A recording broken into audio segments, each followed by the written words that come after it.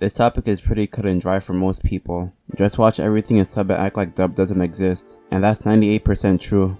Watching sub has almost all positives and no negatives, for most animes at least. The only one issue that isn't really an issue at all is reading text, but it's really not that inconvenient to read them. It doesn't take long to just naturally read the text as you're watching. The only sub I got difficulty following is for Korean animes. Those niggas be talking at 144 words per second. I guess it's just cause that's the normal speed for talking in Korean. But a lot of times the text goes way too fast to read what they said. I don't watch that many Korean animes though, so it's not really that important. For the other 2% of animes out there though, the dub is actually good. Since majority of animes have better sub than dub, people look at you and discuss if you watch something in dub. And I mean, it really depends on the show. Like for Attack on Titan, or any show that has a good cast of Japanese voice actors, there's something wrong with you if you watch the dub over the sub. In that type of situation, there's no redeeming yourself for watching the dub over the sub. The dub is not bad for Attack on Titan, the sub is just that much better. Just comparing this scene in dub versus sub, tell me which one you prefer honestly.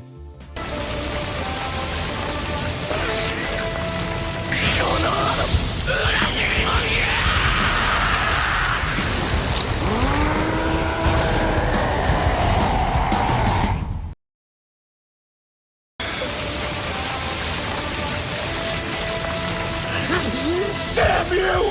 You traitors!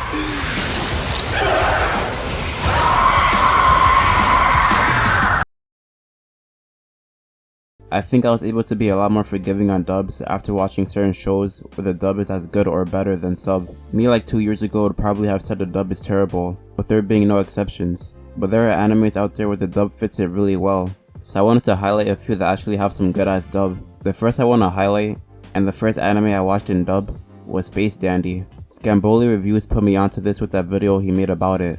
He made a summary on the anime and said the dub is a better experience over the sub, and I was kinda skeptical. Great YouTuber and everything, but up until that point if you watched dubbed anime, you were probably a borderline Satanist in my eyes, but I trusted his opinions on shows I never watched, since he felt like he had similar taste to me. I went and watched the first episode in both sub and dub, so I could make the comparison myself and really confirm that the dub is better. And that nigga wasn't lying. The dub did fit the anime a lot better in my opinion. Scamboli in his video said something about the anime feeling more western, and that's pretty accurate. The anime felt pretty episodic like most western cartoons. Basically if you're into like South Park or Futurama, you probably like the show more in dub. It felt like it resonated a lot more with western culture than other animes. It ended up being the anime to pop my dub cherry. Another anime in the same boat as Space Dandy is Redline, partly because the MCs look really similar to each other. If I didn't know either, you probably could convince me that it was the same character with his own movie. It has that same westernized feeling that Space Dandy has. The sub is good too, but the dub fits it way better in my opinion, and it lets you focus on the visuals more, since that's a really big part of the Redline experience.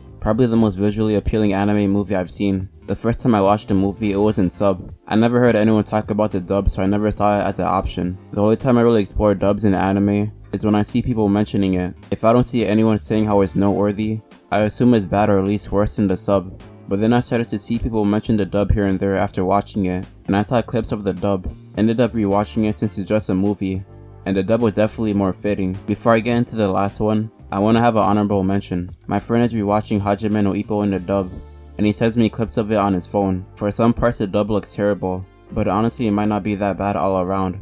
The clips he showed me had some good dub in them, so take that as you will.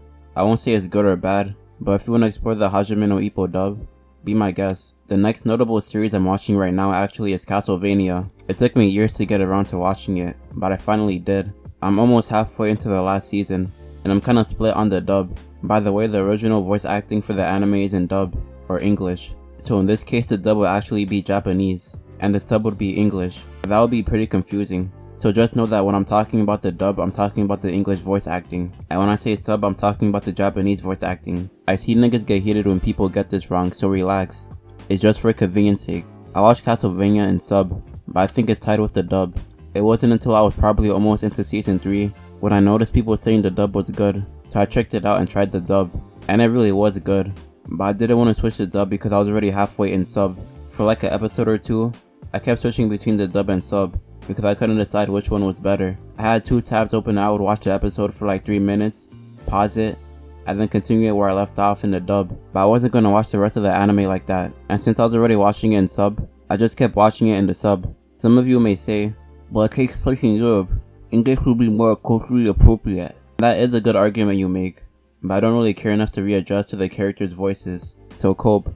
That's all I have to say about sub versus dub in animes. If you enjoyed, watch my last video about the cyberpunk anime. That's all I have to say though. Peace.